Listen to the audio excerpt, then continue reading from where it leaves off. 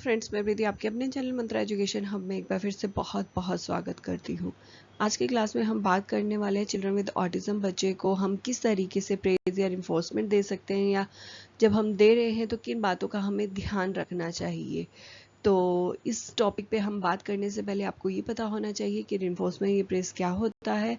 तो अगर आपने ये नहीं पता है और इस पे हम टॉपिक पे क्लास ले चुके हैं, अगर आप वो लेना चाहते हैं, जानना चाहते हैं रिइंफोर्समेंट क्या है, उसके टाइप्स क्या है, तो डिस्क्रिप्शन में लिंक प्रोवाइड है, तो आप वहाँ जाके उस क्लास को ज़रूर लीजिएगा।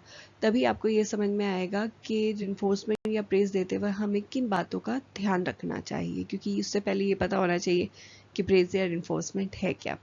तो चलिए बिना वक्त ज़ाया कि हम क्लास को आगे बढ़ाते हैं, लेकिन आगे बढ़ाने से पहले अगर आप चैनल पे नए हैं तो ऐसी इन्फॉर्मेशन के लिए, अपडेट के लिए जल्दी से चैनल को सब्सक्राइब और बेल आइकन को दबाना बिल्कुल मत भूलिएगा। इससे चैनल पे आने वाली वीडियो की नोटिफिकेशन आपको जल्दी मिलेगी। लास्ट तक ज़रूर बने रहिएगा। वीडियो कैसी लगी ज़रूर बताइएगा, पसंद आए तो लाइक भी करिएगा। तो चलिए आगे बढ़ते हैं। Praise seriously and honestly. जब भी आप बच्चे को प्रेज कर रहे हैं या रिइंफोर्स कर रहे हैं तो एक चीज़ का ध्यान रखिए कि बच्चे को जब भी रिइंफोर्स करे या प्रेज करे तो वो सिंसियरली और ऑनेस्टली होना चाहिए। यानी आप किसी भी गलत चीज़ पे आप जो है प्रेज नहीं कर सकते हैं, क्योंकि बच्चे को पता है कि मैंने गलत काम किया है। बच्चे को जो है उसको पता लगता है कि यहाँ मैं गलत हूँ। अगर आप उस पर प्रेज या रिइंफोर्समेंट करेंगे तो वहाँ पर बच्चा गलत चीज़ का अप्रिशिएशन होगा और वो गलत बिहेवियर जो है अडॉप्ट करेगा, उसे इंक्रीज करेगा जो उसका बिहेवियर है। तो हमेशा प्रेज जो है सिंसियरली और ऑनेस्टली करना चाहिए। नेक्स्ट आता है लुक एट देम। जब बच्चे को आप प्रेज कर रहे हैं, रिइंफोर्स कर रहे हैं, तो उसकी तरफ देखकर करें, उस पर पूरा अटेंशन दें, पूरा फोकस दें कि उस वक्त उस बच्चे को ये लगना चाहिए कि सही में मैंने बहुत अच्छा काम किया है, जिससे मेरे जो पेरेंट्स हैं या मेरी टीचर है मेरे पे पूरा अटेंशन दे रही है, फोकस दे रही है, जिसकी वजह से वो उस वक्त उस मोमेंट को फील करे, जो आपकी इमोशंस है उसको पूरी तरीके से फील करे। आपको भी देखना चाहिए उस बच्चे की तरफ और बच्चे को भी आपकी तरफ देखना चाहिए उस मोमेंट को स्पेशल बनाने के लिए, उस बच्चे को स्पेशल फील कराने के लिए जो है उसको ये आप उसकी तरफ आपका देखना बहुत ज़रूरी है, ताकि सारे जो इमोशन जो हम अभी भी हम बात करते हैं, फुल कम्युनिकेशन की बात करते हैं कि हमारे सिर्फ वर्ड्स ही नहीं कम्युनिकेशन करते हैं, हमारा जब हम बात कर रहे होते हैं हमारा फेस, हमारे फेशियल एक्सप्रेशंस, हमारी बॉडी पूरी कन्वर्सेशन कर रही होती है। तो उसका जो पूरी बॉडी जो आपकी कन्वर्सेशन कर रही है, जिसको हम होल कम्युनिकेशन कहते हैं, फुल कम्युनिकेशन की बात करते हैं, तो वो पूरा कम्युनिकेशन बच्चा उस चीज़ को समझे, उसको देखे। तो इसलिए जब हम बात करते हैं प्रेज की, तो बच्चे को भी आपकी तरफ देखना ज़रूरी है और आपका भी बच्चे को देखना ही उतना ही ज़रूरी है। जब भी हम प्रेज करें वो स्पेसिफिक और डिस्क्रिप्टिव होना चाहिए। आप बच्चा होल एक्टिविटी कर रहा है, उस एक्टिविटी में से आप किस बात पे प्रेज कर रहे हैं वो पता होना चाहिए, और उसने उस काम को किस तरीके से किया जिसकी वजह से आप प्रेज कर रहे हैं या रिइंफोर्स कर रहे हैं, तो वो जो है बच्चे को पता होना चाहिए। तभी उस बच्चे को ये समझ में आएगा कि मैंने क्या काम ठीक किया है, जिससे वो अपने बिहेवियर, उस बिहेवियर को इम्प्रूव करेगा। तो जब भी आप रिइंफोर्स कर रहे हैं बच्चे को, तो चीज़ याद रखिए कि उस होल एक्टिविटी में आपने क्या प्रेज कर रहे हैं उस बच्चे को पता होना चाहिए। दूसरा कि जहाँ पे उसका जिसने एक्टिविटी अच्छी करी है, ठीक करी है, तो उसको डिस्क्रिप्टिव करना चाहिए कि आपने उसमें क्या बेटर किया है, किस तरीके से किया है जिसकी वजह से आप प्रेज कर रहे हैं या उसको रिइंफोर्स कर रहे हैं। जब भी हम बच्चे को प्रेज देते हैं ये तो रिइंफोर्स करते हैं, तो धीरे धीरे हम उनसे जो है कंट्रोल करने लग जाते हैं। तो प्रेज करते वक्त या इन्फोर्स करते वक्त जो बच्चे को कंट्रोल करना है उसे अवॉइड करना चाहिए, उस पर जो है चीज़ें थोपनी नहीं चाहिए। तो इस चीज़ का जब प्रेज दे रहे हैं तो याद रखना चाहिए, अवॉइड कंट्रोलिंग। सबसे ज़्यादा जब हम रिन्फोर्स कर रहे हैं बच्चे को, रिन्फोर्समेंट हम टेक्निक यूज़ करते हैं, प्रेज करते हैं, तो हमें कंपैरिजन को अवॉइड करना चाहिए। हम लोग क्या करते हैं बहुत बार, जब भी हम प्रेज कर रहे होते हैं तो अपने सिबलिंग से, बच्चों की सिबलिंग से उसका कंपैरिजन शुरू कर देते हैं। लाइक एग्जांपल के तौर पे, चलो तुमने कुछ तो अच्छा किया, तुम्हारा ब्रदर तो ये करता है, चलो तुमने कुछ तो उससे तक पहुंचे। तो जब हम सिबलिंग से उसका जो कंपैरिजन करते हैं, या तो उनमें आपस में गिल्ट आने लग जाता है, कुछ बच्चे उस चीज़ को लेते हैं एज अ कंपटीशन, अपने सिबलिंग को लेने लग जाते हैं कि मुझे तो उस जैसा ये करना है, मुझे वैसा करना है, इस तरीके से करना है। कभी आइडियल बना के उन्हें यूज़ करते, तो डिफरेंट डिफरेंट तरीके के बच्चे डिफरेंट डिफरेंट उस चीज़ को जो है देखते हैं, लेकिन उसका नेगेटिव इफेक्ट पड़ता है। रीज़न कि हर बच्चा अपने आप में अलग है, हर बच्चे की अपना इंटरेस्ट होता है, अपनी एबिलिटीज़ होती हैं, अपना आईक्यू लेवल होता है। तो वो बच्चा जो है अपनी आइडेंटिटी खो देता है और सामने वाले जैसा बनना शुरू कर देता है। तो मुझे ये लगता है कि हमेशा जो है एक जो पर्सन है अपनी एबिलिटीज को पहचाने और उसको आगे लेकर जाए, अपनी आइडेंटिटी को आगे लेकर जाए, ना कि सिबलिंग जैसा बनने की कोशिश करे। और कई बार तो एक दूसरे जैसा बनने की कोशिश में ना वो खुद रहता है, ना उस जैसा बन पाता है। तो इसलिए हमेशा जब भी आप प्रेज करें उसकी एक्टिविटी, उसके जो है उसने जो भी अच्छा काम किया है उस पे जो है प्रेज करे, कंपैरिजन सिबलिंग से अवॉइड करे। हमें इजी टास्क प्रेज पे अवॉइड करना चाहिए। या इजी टास्क का मतलब यहाँ पर ये नहीं है कि जो हाँ बच्चा जो है फर्स्ट टाइम कोई चीज़ कर रहा है, हमें सिखाने के लिए हमेशा प्रेज या इन्फोर्समेंट टेक्निक का हमें यूज़ करना पड़ता है।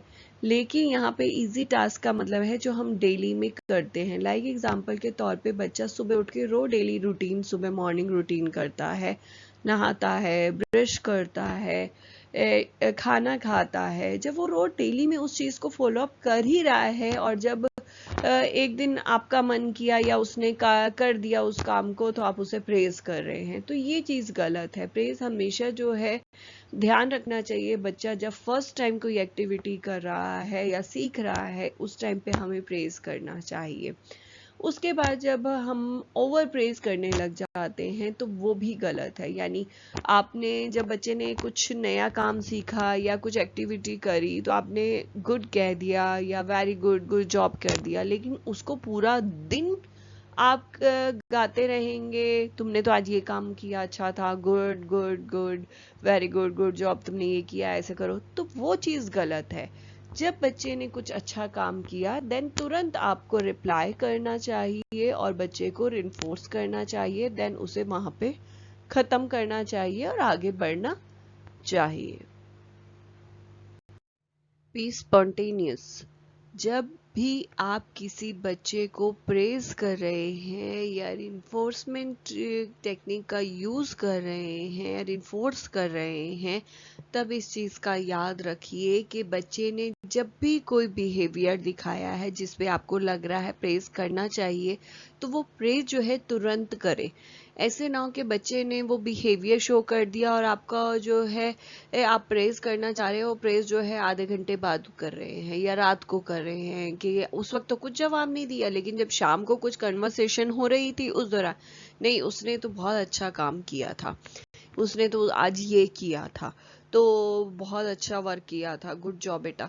तो इस तरीके से नहीं, जब उसने जो एबिलिटी करी या जो बिहेवियर दिखाया, रिइंफोर्स आपको लग रहा है प्रेज के लायक है उसका वो बिहेवियर, तो तुरंत उसका जवाब उसी वक्त जो है प्रेज करें। और अभी जैसे मैंने पहले भी बताया, तो उसको वहां पे छोड़ के छोड़ के आगे बढ़े, ये नहीं जो शाम तक गाते भी रहें उस चीज को। नेक्स्ट जो है, turn a negative point into a positive point. यहाँ पर जब भी हम बच्चों की बात करते हैं, यहाँ पे सिर्फ मैं प्रेज की बात नहीं करूँगी, जब भी हम बच्चे को सिखाने की बात करती हूँ तो हम नेगेटिव वर्ड्स का यूज़ नहीं करते हैं। तो जब भी मैं प्रेज कर रही हूँ, प्रेज को भी ध्यान रखिए, उसमें नेगेटिव वर्ड्स का यूज़ नहीं करना है, पॉजिटिव वर्ड्स का यूज़ करना है। और किस तरीके से अगर कुछ बच्चा गलत कर रहा है तो उसे भी पॉजिटिव में आप किस तरीके से लेकर आएंगे। लाइक एग्जांपल के तौर पे, अगर बच्चे को आपने कुछ ड्रॉ करने के लिए दिया है तो उसमें उसने कुछ गलत किया है, तो उसे इस तरीके से ना कहे कि आपने ये गलत किया है, गुड, वेरी गुड, आपने ये जो है बहुत अच्छे से किया है, इसको इस तरीके से आप और करो तो और बेटर हो सकता है। हम इस तरीके से वर्ड्स को यूज करते हैं ताकि नेगेटिव वर्ड उसमें ना जाए बच्चे के।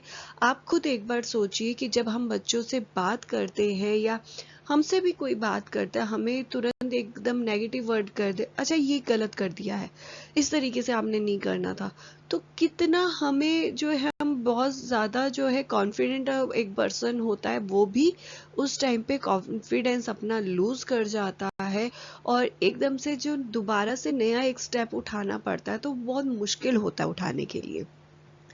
जब हमारे साथ ऐसी कंडीशन होती है तो बच्चे के साथ ये कंडीशन क्यों नहीं होगी।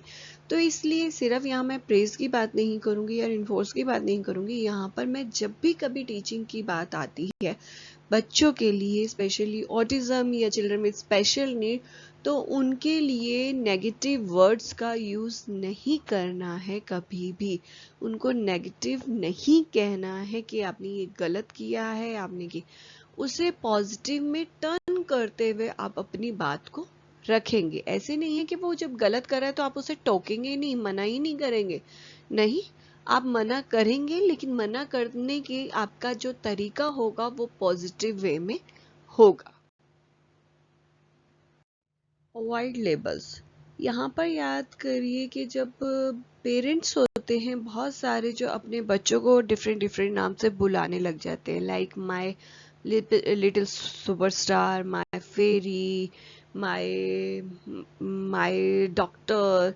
तो यहाँ पर जो है हम बच्चों को बहुत लेबल कर देते हैं, तो लेबल जो है कभी नहीं करना चाहिए, क्योंकि लेबल करने से क्या होता है, एक बच्चे से बहुत ज़्यादा हम लोग एक्सपेक्टेशन करने लग जाते हैं, बच्चा उस चीज़ को बर्डन समझने लग जाता है। लाइक एग्जांपल आपने देखा होगा नॉर्मल में भी, नॉर्मल बच्चों के अंदर भी, कि पेरेंट्स जो होते हैं वो अपने बच्चों से बहुत ज़्यादा एक्सपेक्टेशन करने लग जाते हैं कि मेरा बच्चा तो 90 प्लस लेकर आएगा। अब उसका जो है स्ट्रेंथ उसकी है या नहीं है तो वो नहीं देखना है, नहीं मेरा बच्चा तो डॉक्टर बनेगा, तो यहाँ उसका इंटरेस्ट है या नहीं है, ये सब चीज़ें पेरेंट्स देखना अवॉइड कर देते हैं।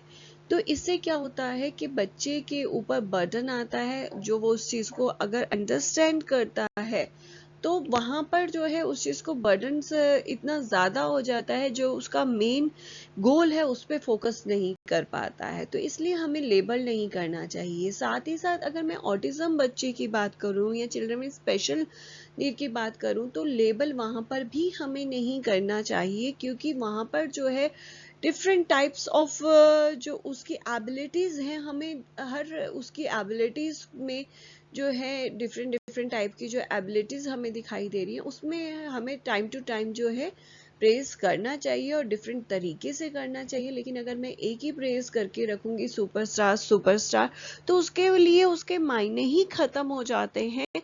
तो इसलिए जो है हम लोगों को लगता है कि प्रेज जो है कि कभी कभी करना चाहिए, जब जरूरत हो तब करना चाहिए, लेकिन जब हम एक चीज को 50 बार पूरा दिन में बोलते हैं उस चीज की अहमियत ही खत्म हो जाती है। तो इसलिए लेबल हमें नहीं करना चाहिए, किसी भी तरीके से कोई भी सिचुएशन हो लेबल हमें एक बच्चे को नहीं करना चाहिए। ओवरबर्डन भी आप समझ सकते हैं उस चीज को, या उसकी अहमियत भी खत्म कह सकते हैं कि हो जाती है। तो इस चीज के लिए जो है कोई भी टीचिंग जो पर्सन है, जो टीचिंग कराता है, जो उस चीज को अंडरस्टैंड करता है, तो कभी भी लेबल किसी भी जो स्टूडेंट को या जो है पेरेंट्स को प्रेफर नहीं करेगा, रेफर नहीं करेगा कि वो अपने बच्चे को लेबल करे। जब भी प्रेज का चॉइस कर रहे हैं, इन्फोर्सर का चॉइस कर रहे हैं, तो अकॉर्डिंग टू एज होना चाहिए, एज अप्रोप्रिएट होना चाहिए। अब एक बड़े बच्चा जो है उसको मैं स्टार या स्टिकर दूंगी तो वो उसके लिए इतना अच्छा काम नहीं करेगा जितना उसके लिए सोशल प्रेस काम करता है, कि जब पूरी क्लास में उसको खड़े होके बोला जाता है गुड, वेरी गुड, आपने अच्छा काम किया है, आपने सही काम किया है, तो जो बेनिफिट वो उसके लिए देता है बजाय कि उसके लिए जो है आपका क्लैप करना, वो सॉरी आपका स्टार या स्टिकर करे। इसके अलावा जो है ऑटिज्म बच्चों की मैं बात करूं, ऑटिज्म बच्चों के लिए जो है प्रेज को ध्यान में रखते हुए एज भी देखनी चाहिए, साथ ही साथ उनका इंटरेस्ट भी देखना चाहिए कि उनका किस चीज में इंटरेस्ट है। तो वो चीज जो है याद रखिए, उनकी स्ट्रेंथ का ध्यान रखते हुए, उनकी इंटरेस्ट का ध्यान में रखते हुए, उनकी नीड का ध्यान में रखते हुए जो है हम लोगों को जो है प्रेज का चॉइस करना चाहिए, इन्फोर्सर का चॉइस करना चाहिए। हमें सिर्फ वर्बल प्रेज को ही यूज नहीं करना चाहिए, good, very good, good job या माय सुपरस्टार जैसे जो हम लोग वर्ड्स यूज कर देते हैं, तो सिर्फ हमें वही नहीं यूज करना है, हमें नॉन वर्बल प्रेजेस भी यूज कर सकते हैं हम, वो भी बहुत अच्छा रिजल्ट देती है। लाइक नॉन वर्बल प्रेज होते कौन से हैं, क्लैपिंग करना हो गया, आपका बैक पे आपका शाबाश करना हो गया, मेन बैक पे आपका जो हम क्लैप करते हैं या 2 बार धीरे से वो करना हो गया, किसेस हो गया, हग हो गया, ये सब क्या है, ये भी आपकी एक तरीके की प्रेज है। तो इसको भी हमें इंक्लूड करना चाहिए जब भी बच्चा कुछ अच्छी एक्टिविटी कर रहा है, लेकिन ये जो है हमेशा अकॉर्डिंग टू बच्चे की एज को ध्यान में रखते हुए नॉन वर्बल प्रेजेस का चॉइस करना चाहिए। हम नॉन वर्बल के साथ साथ हम विजुअल रिवॉर्ड्स का भी यूज कर सकते हैं, जो विजुअल्स दिखाई देते हैं बच्चे उसे बहुत इंजॉय करते हैं, स्पेशली छोटे बच्चे बहुत इंजॉय करते हैं। लाइक उनको स्टार्स दे दिया या स्ट्रिगर्स दे दिए, तो इस तरीके के विजुअल रिवॉर्ड जो है वो बहुत अच्छे से इंजॉय करते हैं चीज़ों को। तो हम लोग इसका भी बहुत अच्छे से यूज कर सकते हैं, लेकिन कभी भी कोई भी रिवॉर्ड जब आप चूज कर रहे हैं, एज के साथ साथ जो है हम लोगों के बच्चे के इंटरेस्ट पर भी ध्यान देना चाहिए कि बच्चा जो है किस तरीके की एक्टिविटीज में इंटरेस्ट ले रहा है या किस तरीके के रिवॉर्ड्स में इंटरेस्ट लेता है, तो उसको ध्यान में रखते हुए बच्चों के रिवॉर्ड्स का चॉइस हमें करना चाहिए।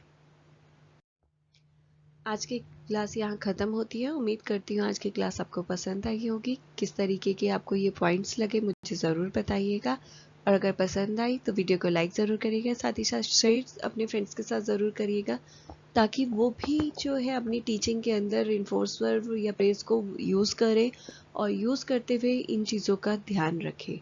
तो आज के लिए बस इतना ही। जाते जाते अगर अभी तक आपने सब्सक्राइब नहीं किया है तो जल्दी से जाके चैनल को सब्सक्राइब और बेल आइकन को दबाना बिल्कुल मत भूलिएगा, जिससे इस चैनल पे आने वाली वीडियो की नोटिफिकेशन आपको जल्दी से मिले। आज के लिए बस इतना ही। जल्दी से मैं एक बार फिर से हाजिर होंगी एक नए टॉपिक के साथ। शुक्रिया।